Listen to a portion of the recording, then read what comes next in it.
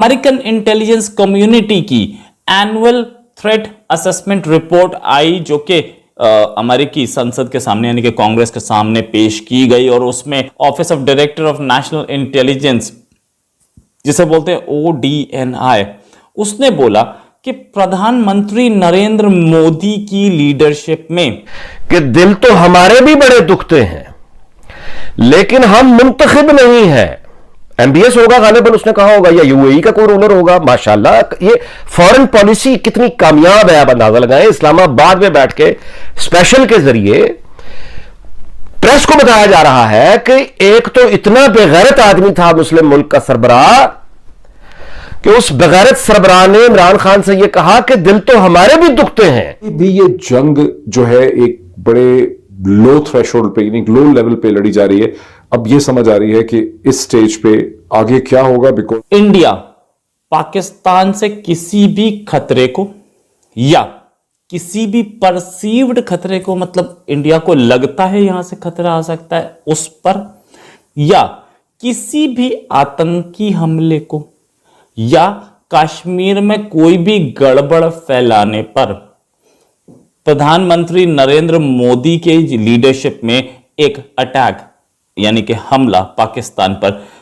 हो सकता है। नमस्कार दोस्तों, स्वागत है आप लोग का हिंदुस्तानी स्पेशल की एक और नई वीडियो में। दोस्तों, अमेरिकन इंटेलिजेंस की रिपोर्ट आई है, उससे ये पता चला है कि आने वाले दिनों में हो सकता है कि नरेंद्र मोदी जी हैं वो पाकिस्तान पे स्ट्राइक कर सकते हैं। और दोस्तों, ये कहीं ना कहीं बहुत बड़ी खबर है, क्योंकि अगर ये खबर जो अमेरिकन इंटेलिजेंस की तरफ से आई है और ये बताया भी जा रहा है कि उनकी तरफ से आई है, तो ये कहीं ना कहीं जो खबर है इसमें बहुत ज़्यादा सच्चाई देखने को मिल रहा है। और हो सकता है कि आने वाले दिनों में जो भारत है वो पाकिस्तान के खिलाफ एक्शन भी ले सकता है।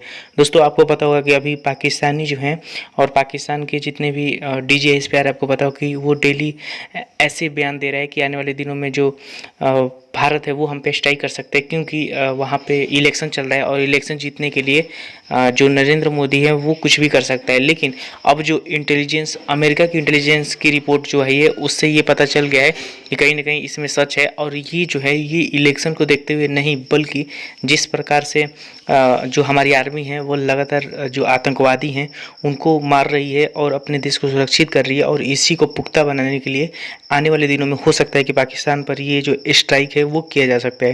तो चलिए वीडियो में आगे बढ़ते हैं, देखते हैं कि ये जो रिपोर्ट है इसमें क्या सच्चाई है और पाकिस्तानी मीडिया जो है वो इन सब चीज़ों पर क्या कहती है। अमेरिकन इंटेलिजेंस कम्युनिटी की एनुअल थ्रेट असेसमेंट रिपोर्ट आई, जो कि अमेरिकी संसद के सामने यानी कि कांग्रेस के सामने पेश की गई। और उसमें office of director of national intelligence, जिसे बोलते हैं ODNI, उसने बोला कि प्रधानमंत्री नरेंद्र मोदी की लीडरशिप में इंडिया पाकिस्तान से किसी भी खतरे को या किसी भी परसीव्ड खतरे को, मतलब इंडिया को लगता है यहां से खतरा आ सकता है उस पर, या किसी भी आतंकी हमले को, या कश्मीर में कोई भी गड़बड़ फैलाने पर प्रधानमंत्री नरेंद्र मोदी के लीडरशिप में एक अटैक यानी कि हमला पाकिस्तान पर हो सकता है। और ये इस हमले के, इंडिया के इस हमले के चांसेस पिछली किसी भी गवर्नमेंट से ज़्यादा हैं। ये अमेरिकन इंटेलिजेंस की रिपोर्ट है और उन्होंने ये भी बोला, मैं एग्जैक्ट वर्ड्स बोलता हूँ, the crisis between India and Pakistan are of particular concern because of the risk, however low मतलब कम ज़रूर है, लेकिन of an escalatory cycle between two nuclear armed states, Pakistan has a long history of supporting anti-India militant groups. इस report में माना गया है कि पाकिस्तान लंबे टाइम से एंटी इंडिया मिलिटेंट ग्रुप्स को सपोर्ट करता रहा है। Under the leadership of prime minister Narendra Modi, India is more likely than in the past to respond with military force to perceived और रियल पाकिस्तानी प्रोवोकेशंस। मतलब इंडिया अपनी जोर का, इंडिया अपनी आर्म्ड फोर्सेस का, इंडिया एयरफोर्स का, नेवी का और आर्मी का यूज़ ज़्यादा कर सकता है, इन द सेंस के इसके चांसेस ज़्यादा हैं प्राइम मिनिस्टर नरेंद्र मोदी के अंडर कि इंडिया अपनी इस फोर्स का यूज़ करे in relation to previous governments. or and each side's perception of heightened tensions raises the risk of conflict with violent unrest in Kashmir or a militant attack in India being potential flashpoints. मतलब ये flash points हैं, India में कोई भी attack हो या कश्मीर में कोई वायलेंस हो, वायलेंट अनरेस्ट वर्ड यूज किया गया, तो ऐसी चीज़ों पे इंडिया या प्रधानमंत्री मोदी की सरकार हमला कर सकती है। सऊदी रूलर और अब यूएई के जो रूलर हैं और कुवैत और कतर और उसके बाद यानी जितनी मुस्लिम दुनिया है, तुर्की और ये मलेशिया इंडोनेशिया, वहां पे मुंतखब वो तो अमरीकी एजेंट है सारी मुस्लिम दुनिया के सरबराहान। तो उसमें से एक सरबराह ने ये खाने आजम से इतराफ किया कि दिल तो हमारे भी दुखते हैं लेकिन हम मुंतखब नहीं हैं। हम अगर ये बोलेंगे तो अमेरिका हमारी हुकूमत उल्टवा देगा। तुम मुंतखब हो, तुमने ये बात करके बाजी ले गए हो, तुम अकेले एक, यानी इसका मतलब है कि तुम अकेले गैरतमंद हो पूरी मुस्लिम दुनिया में। यानी ये स्पेशल ने आज कहा है।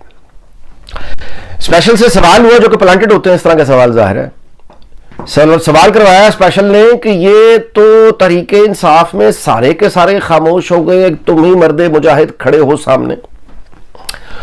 तो फिर उस पे स्पेशल ने अपनी अजमत और उसके गीत गाए और उसके बाद महंगाई और रोजगार के हवाले से स्पेशल ने कहा कि ये सवाल करने वाले जाहिल हैं, ये सवाल करने वाले जलते हैं किस चीज से? हमारी कामयाब खारजा पॉलिसी से।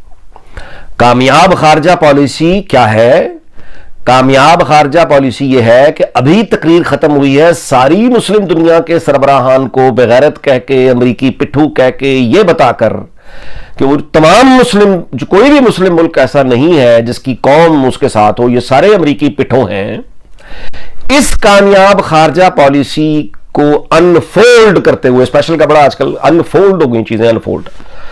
तो वो जो फोल्ड हुई हुई खारजा पॉलिसी थी पाकिस्तान की, उस फोल्ड हुई हुई यानी वो बुज़दिली की जो फोल्ड हुई हुई खारजा पॉलिसी थी, स्पेशल ने उसको अनफोल्ड किया। अस्सलाम वालेकुम जी। तो फिर स्पेशल तर्जुमान जो है वज़ीर आज़म का, वाकई स्पेशल है वो। स्पेशल पीपल मेरा ख्याल है यानी बिल्कुल हर तरह से वो ये स्पेशल उसके लिए बिल्कुल ठीक है।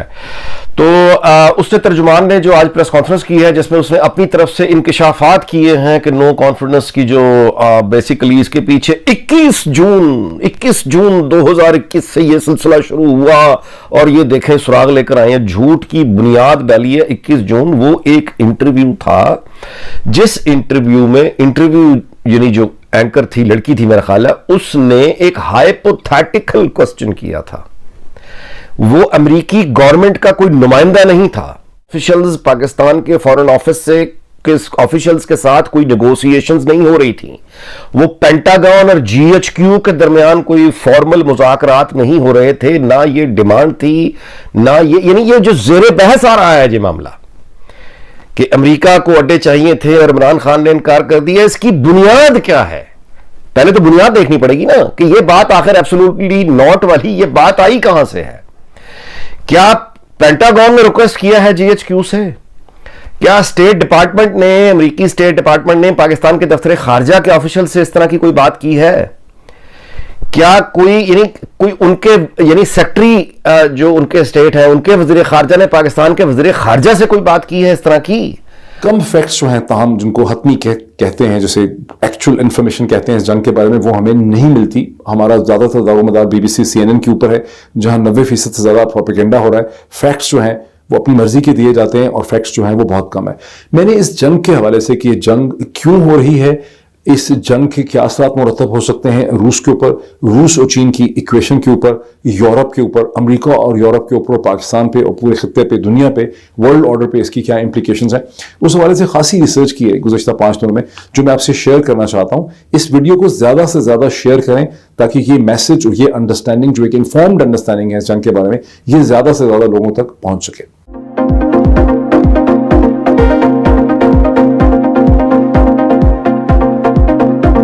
कमिंग बैक, आपको मैंने कुछ पॉइंट्स बना के रखे, 5-6 पॉइंट्स हैं और एक एक करके मैं ये पॉइंट्स आपके सामने लाता हूं। पहला पॉइंट ये है कि आपको याद होगा कि अब से कोई 4.5 दिन पहले 23 तारीख की रात को मैंने इसी YouTube चैनल के ऊपर एक वीलॉग किया था, जिसका मकसद तो ये था कि मैं ये एक्सप्लेन करना चाहता था कि क्यों प्राइम मिनिस्टर इमरान खान का जो रशिया का विजिट है वो इस स्टेज पे नहीं रुक सकता था, नहीं रुकना चाहिए, बिकॉज रशिया और पाकिस्तान के दरमियान पाकिस्तान ने 15 बरस में बड़ी मेहनत की है एक ताल्लुक इस्टेब्लिश करने के लिए, एक लॉन्ग स्टैंडिंग एफर्ट है, और इस मौके पे जंग की वजह से अगर ये ट्रिप रुक जाता है तो it would be considered a slap on the face of Russia, specially on the face of president Putin, और ये पाकिस्तान की स्ट्रेटेजिक इंटरेस्ट के हवाले से अच्छा नहीं होगा। तो हम उसी वीडियो में मैंने अब पहले 5-6 मिनट में ये आर्गुमेंट, ये इस्तदलाल भी दिया कि इन एनी केस ये जंग कोई बहुत बड़ी रवायती जंग नहीं होगी, और उसकी वजह जो थी मेरे सामने वो ये थी कि मेरा ये ख्याल था, जो तो मतलब अभी भी मैं इसको बताऊंगा थोड़ा सा कि क्यों मेरा ये ख्याल था, कि ये जंग जो है वो ईस्टर्न यूक्रेन में डॉनबास के रीजन्स में, जहां डोनेस्क और लुगांस्क जो हैं वो डिस्प्यूटेड हैं, जिनको इंडिपेंडेंट रिपब्लिक्स अपने आप को डिक्लेयर कर रखा है, ये जंग वहां तक होगी, रशियंस उसे कंट्रोल कर लेंगे, और यूक्रेनियंस आर्मी इसलिए को बहुत ज्यादा रेजिस्टेंस को नहीं करेगी कि 2014 से 2022 तक के जो 8 बरस हैं उसमें यहां कई दफा लड़ाई हुई है, और वो मुकम्मल कंट्रोल यहां पर कभी भी नहीं हासिल कर सके, उनका कंट्रोल यहां पे कमजोर रहा है। और इन एनी केस वहां की जो आबादी है 4 मिलियन 5 मिलियन से ज्यादा, उसमें 40% से ज्यादा एथनिक रशियन है, और जो बाकी भी ईस्टर्न यूक्रेन है उसमें कोई रशिया के खिलाफ उतनी नेगेटिव और मनफी फीलिंग नहीं है जितनी नॉर्दर्न यूक्रेन में या वेस्टर्न यूक्रेन में पाई जाती है।